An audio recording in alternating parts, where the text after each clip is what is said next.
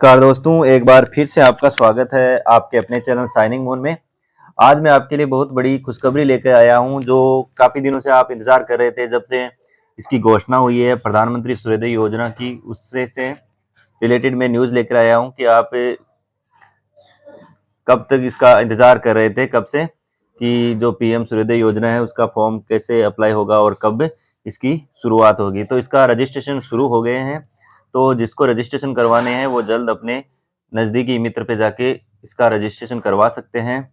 इसके अलावा इसके बारे में अहम जो जानकारी है मैं आपके लिए लेकर आया हूँ। तो वीडियो को अंत तक देखें। तो हम शुरू करते हैं। प्रधानमंत्री सूर्योदय योजना, इसकी घोषणा जब राम मंदिर की स्थापना हुई थी उस समय इसकी घोषणा हुई थी और बजट प्रस्ताव में भी इसके बारे में बताया गया था, जिसमें कुल 1 करोड़ परिवारों में ये लगने वाला है, जिसमें राजस्थान में ये 5 लाख परिवारों के जो घर है उन पे ये टॉप सोलर सिस्टम लगाया जाएगा। तो हम इसके विस्तार से जानकारी देखते हैं किस प्रकार की योजना रहने वाली है और क्या इसमें आपका किसानों का शेयर रहने वाला है, वो देखते हैं। प्रधानमंत्री सूर्योदय योजना, पीएम सूर्योदय योजना 2024 का शुभारंभ प्रधानमंत्री नरेंद्र मोदी द्वारा किया गया था। सबको इसके बारे में जानकारी है कि इसकी योजना का जो शुभारंभ कब किया गया था, नरेंद्र मोदी द्वारा इसकी शुभारंभ किया गया था। इस योजना का जो मुख्य उद्देश्य क्या है? इस योजना का मुख्य उद्देश्य है कि जो बिजली के बिलों की समस्या से जूझ रहे हैं, जब हम देखते हैं कि काफ़ी घरों में जो बिजली के बिल है वो 2000 के पार बिजली के बिल आ रहे हैं। कितने पार आ रहे हैं? 2000 के पार बिजली के बिल आ रहे हैं। उन्हीं योजना जो ये बिल है उनसे निपटारा पाने के लिए सरकार द्वारा ये अहम योजना चालू की गई है, जिसके द्वारा लोगों को उससे निजात मिलने वाला है।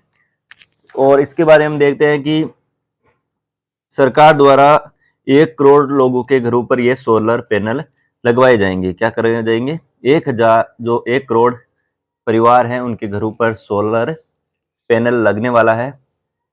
और इस सोलर पैनल पर जो सब्सिडी भी आपको प्रदान की जाएगी।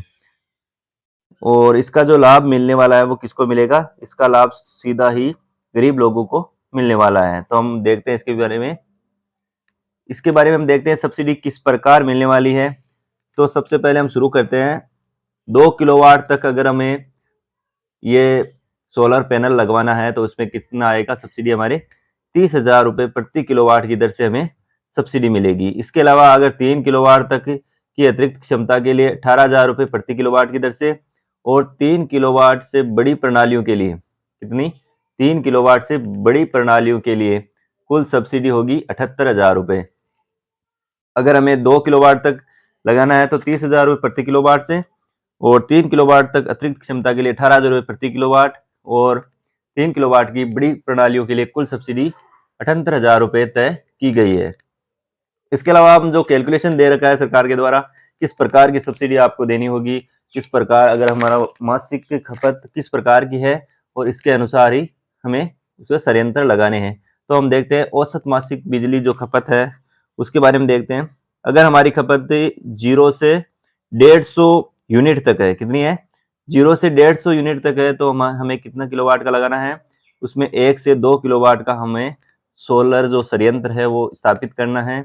इसके अलावा इसके लिए हमें सब्सिडी मिलने वाली है वो है 30,000 रुपये से 60,000 रुपये तक की इसमें सब्सिडी मिलेगी। इसके अलावा हम देखते हैं अगर हमारा जो खपत है वो है 150 से 300 यूनिट की जो खपत है वो है, तो उसके लिए हमें 2 से 3 किलोवाट की क्षमता वाले संयंत्र लगाने की ज़रूरत है।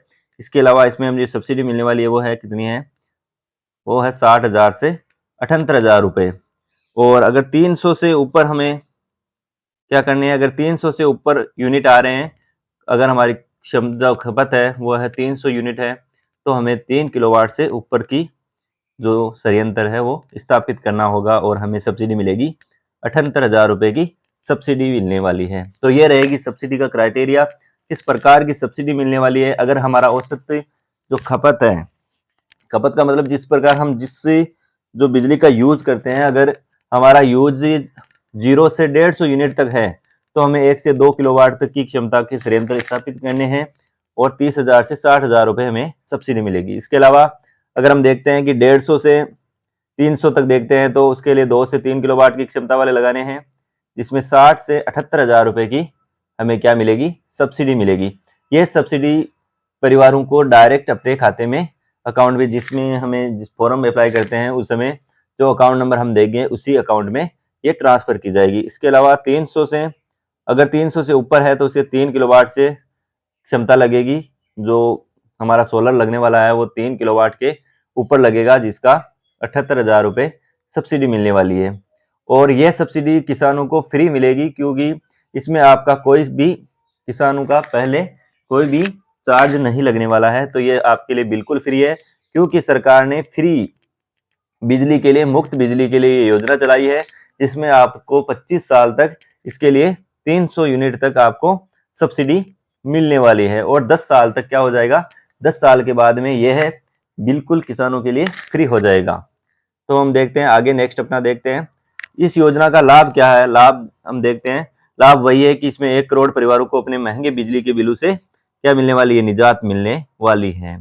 बहुत से महंगे महंगे बिजली के बिल 2000 से भी पार हो जाते हैं, उसके लिए बिलों को निजात मिलने वाली है। योजना के द्वारा गरीब मध्यम वर्गीय परिवारों की छतों पर सोलर पैनल लगाए जाएंगे। सोलर पैनल के लिए सरकार द्वारा सब्सिडी भी दी जाएगी, इसमें अलग अलग क्राइटेरिया सरकार ने निर्धारित कर रखे हैं। इसके अलावा नवीनीकरण ऊर्जा के उपयोग के उद्देश्य में एक मील का पत्थर साबित होगा। अगर हम देखते हैं कि योजना के बारे में देखते हैं कि नवीनीकरण ऊर्जा के उपयोग के उद्देश्य में ये एक अच्छा कदम साबित होने वाला है। इसके अलावा हम देखते हैं, अगर इसके बारे में हम देखते हैं इसके लिए दस्तावेज क्या क्या जरूरी है, कौन से दस्तावेज हैं जो इसमें जरूरी है। तो सबसे पहले हमें कोई भी फॉर्म अप्लाई करते हैं उससे सबसे पहले हमें यही चाहिए, सबसे पहले हमारा क्या होना चाहिए, आधार कार्ड, वैलिड आधार कार्ड होना चाहिए। उसके अलावा मूल निवास प्रमाण पत्र, उसके अलावा आय प्रमाण पत्र, लाभार्थी का नाम का बिजली का बिल होना चाहिए। सबसे जो कंपलसरी है वो है लाभार्थी का नाम बिजली का बिल होना चाहिए। इसके अलावा इसका आधार कार्ड होना चाहिए, आपका आधार कार्ड, बिजली का बिल और जो मोबाइल नंबर।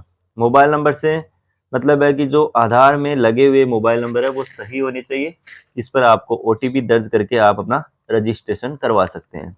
इसके अलावा हम देखते हैं कि इसके बाद नेक्स्ट जो डॉक्यूमेंट है वो है बैंक की पासबुक। बैंक की पासबुक सही होनी चाहिए, क्योंकि जो सब्सिडी आने वाली है वो इसी अकाउंट में आने वाली है। जो अकाउंट हम इस समय प्रोवाइड करेंगे, इस समय देंगे, उसी बैंक में उसी जो आपका अकाउंट नंबर है उसी में आपकी सब्सिडी आने वाली है। इसके अलावा कई बार देखा गया है कि पासपोर्ट साइज फोटो मांगी जाती है, राशन कार्ड मांगा जाता है। इसके अलावा हम देखते हैं कि जो कंपलसरी डॉक्यूमेंट है वो होने वाले हैं। इसमें कंपलसरी जो आवश्यक होने ही चाहिए वो है सबसे पहले आधार कार्ड और बिजली का बिल नाम होना चाहिए, क्योंकि जिस बिजली का बिल के अकॉर्डिंग आपको वो संयंत्र लगने वाला है। अगर आपका 1 किलोवाट का है तो 1 किलोवाट लगा सकते हैं, 2 किलोवाट का है तो 2 किलोवाट का आपको कनेक्शन मिलने वाला है। इसके अलावा आपका फोन नंबर, पासबुक, ये आपकी कंपलसरी होगी। इसके आगे हम देखते हैं, जो कई बार हम देखते हैं कि जो मेरे दोस्तों को ये रहता है कि डाउट रहता है कि ये जो अपना प्रोसेस है वो किस प्रकार रहने वाली है। तो मैं आपको क्लियर कर देता हूँ कि ये प्रोसेस किस प्रकार रहने वाली है।